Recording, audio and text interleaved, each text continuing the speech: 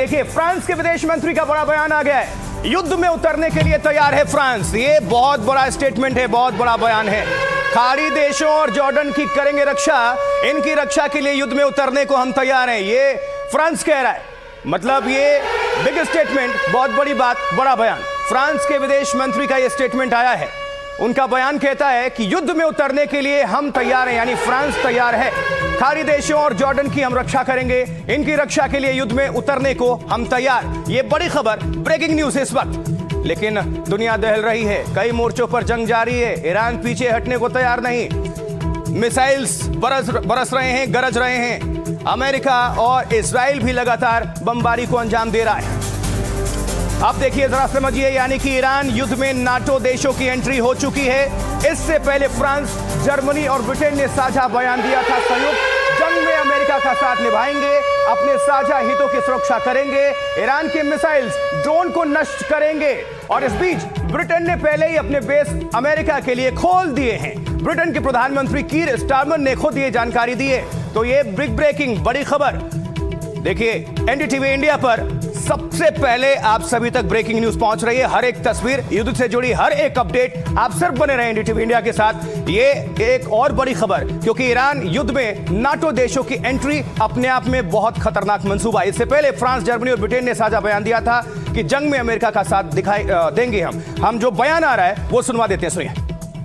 Over the last 2 days, Iran has launched sustained attacks across the region. They've hit airports and hotels where British citizens are staying. This is clearly a dangerous situation, but Iran is striking British interests nonetheless and putting British people at huge risk, along with our allies across the region. The United States has requested permission to use British bases for that specific and limited defensive purpose. We have taken the decision to accept this request to prevent Iran firing missiles across the region, killing innocent civilians, putting British lives at risk, and hitting countries that have not been involved. Keir Starmer, British prime minister, उनको अभी सुन रहे थे, कह रहे थे कि हम America के साथ हैं पूरी तरह से। अब देखिए जरा, अमेरिका के अंतहीन युद्धों को खत्म करने के वादे के साथ सत्ता में आए डोनाल्ड ट्रंप 21वीं सदी में अमेरिका की सबसे बड़ी जंग में उतर चुके हैं। वैसे तो उनको चाहिए था शांति का नोबेल पुरस्कार, उसकी उम्मीद में थे, लेकिन जो तस्वीरें भीषण बमबारी और जंग को अंजाम दिया है, ये कहीं से शांति नहीं है, अशांति। ईरान के सर्वोच्च नेता अली खामनेई समेत ईरानी नेतृत्व का बड़ा हिस्सा खत्म हो चुका है, लेकिन बचा खुचा विरोध भी अमेरिका को मंजूर नहीं। रिपोर्ट देखिए। आसमान से बरसती आग और निशाना पल भर में खाक। ईरान की कमर तोड़ने की अमेरिका और इजराइल की कोशिशें जारी हैं। ईरान की सबसे बड़ी ताकत उसके मिसाइल और ड्रोन हमलों की क्षमता को नेस्त नाबूद करने के लिए दिन रात ताबड़तोड़ हमले हो रहे हैं। ऑपरेशन इपिक फ्यूरी के तहत अमेरिका हमलों में तबाह हुए ठिकानों की तस्वीरें खुद जारी कर दुनिया को अपनी मंशा बताने में कोई कसर नहीं छोड़ रहा। We have hit hundreds of targets in Iran, including Revolutionary Guard facilities, Iranian air defense systems. Just now it was announced that we knocked out 9 ships plus their naval building, all in a matter of literally minutes. Donald Trump ने कहा कि युद्ध 4 हफ्तों तक खिंच सकता है, क्योंकि ईरान एक बड़ा देश है। इस बीच ईरान ने अपने आसपास के उन तमाम देशों को युद्ध में खींच लिया है जहां अपनी सैन्य बेसों से अमेरिका ईरान को निशाना बना रहा है। तो ईरान में अमेरिका और इजराइल के निशानों पर सबसे अधिक राजधानी तेहरान है। तेहरान की कई रिहायशी इमारतें मटियामेट हो चुकी है, जमींदोज हो चुकी है। तेहरान का गांधी अस्पताल भी हमले की मार से नहीं बचा। एक रिपोर्ट देखिए। ट्रंप का ऐलान है कि जब तक टारगेट पूरा नहीं होता, ईरान पर हमले नहीं रुकेंगे। नेतन्याहू मुनादी कर रहे हैं कि तेहरान को सबसे ज्यादा दहलाया जाएगा। तबाही की इस घोषणा के बाद तेहरान का जर्रा जर्रा दहल रहा है।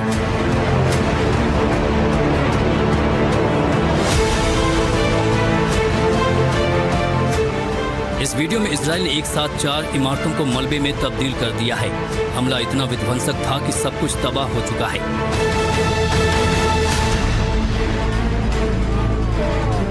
ईरान इजराइल सहित अमेरिका के सहयोगियों को टारगेट कर रहा है और ईरान का ध्यान भटकाने के लिए तेहरान में धड़ाधड़ तबाही मचाई जा रही है। तेहरान के मिलाद टावर पर जोरदार हमला किया गया। हर तरफ धुआं धुआं नजर आया।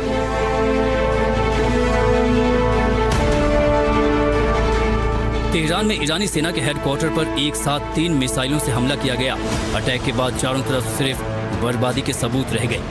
तेहरान की सरकारी इमारतों, सरकारी मीडिया हाउस और हर उस जगह पर बारूद बरसाया जा रहा है ताकि ईरान को संभलने का मौका न मिले।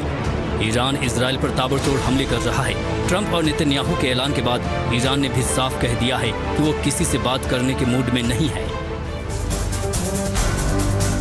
तो ईरान के सैकड़ों ठिकाने अब तक इजराइल अमेरिका के साझा अभियान में निशाना बन चुके हैं, टारगेट बन चुके हैं। इजराइल ने अपने अभियान को नाम दिया है ऑपरेशन रोअरिंग लायन, यानी शेर की दहाड़। लेकिन उसके निशाने सिर्फ सैन्य ठिकानों तक सीमित नहीं दिख रहे, नागरिक ठिकानों पर भी बमबाजी हो रही है, जिस पर सवाल उठ रहे हैं। लेकिन सवालों का क्या, जंग होती है और गोले मिसाइल वो एरिया इलाका नहीं देखते। देखिए रिपोर्ट।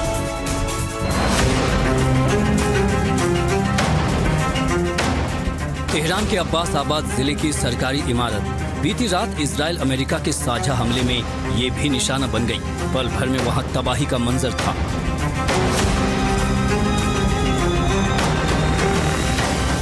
दक्षिणी ईरान में लड़कियों के एक स्कूल में तो इजराइल का हमला सबसे भयानक साबित हुआ है।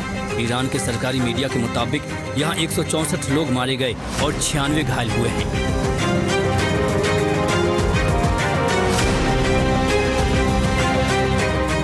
उधर इजराइल का दावा है कि वो ईरान के सैन्य ठिकानों को निशाना बना रहा है। खास तौर पर उनका एयर डिफेंस और मिसाइल ठिकाने निशाने पर हैं। इजराइल ने खुद ऐसे ताज़ा हमलों की तस्वीरें जारी कर दुनिया को ये जानकारी दी। लेकिन ईरान का कहना है कि सैन्य ठिकानों के साथ उसके नागरिक ठिकाने भी निशाना बनाए जा रहे हैं। इस बीच इजराइल ने कहा है कि उसका ऑपरेशन रोअरिंग लायन लंबा खींच सकता है। और बड़ी खबर आप सभी तक पहुंचा दे। देखिए ईरान पर ताबड़तोड़ हमलों में क्या उसके परमाणु ठिकाने भी निशाने बन रहे हैं।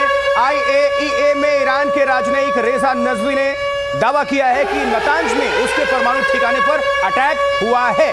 देखिए IAEA के 35 देशों के बोर्ड ऑफ गवर्नेंस की बैठक में रेजा नजवी ने यह दावा किया है। कहा है कि ईरान के शांतिपूर्ण सुरक्षित परमाणु ठिकानों पर कल हमला किया गया है। लेकिन IAEA ने कहा है कि ईरान के परमाणु ठिकानों पर हमले और रेडिएशन के कोई साक्ष्य नहीं है, सबूत नहीं है। IAEA ने सभी पक्षों से संयम बरतने की अपील भी की है। आपको ये भी बता दें, पिछले साल यानी 2025 में अमेरिका ने नतांज और फोर्डो जो परमाणु ठिकाने हैं उस पर अटैक किया था, पिछले साल 2025 में। और इस बार नतांज को लेकर ईरान जो है दावा कर रहा है। इस वक्त आपको ये भी बता दें एक बड़ी खबर कि IAEA की जो बोर्ड ऑफ गवर्नेंस है उसकी भी बैठक चल रही है, वो जारी है। ये बिग ब्रेकिंग, एक तरफ एक्शन, बैठक, ये सब कुछ देखने को मिल रहा है जी। तो अमेरिका और इजराइल के हमलों में ईरान का अहम चाबहार बंदरगाह भी निशाना बना है। यहां एक के बाद एक कई धमाकों की आवाजें सुनी गई हैं।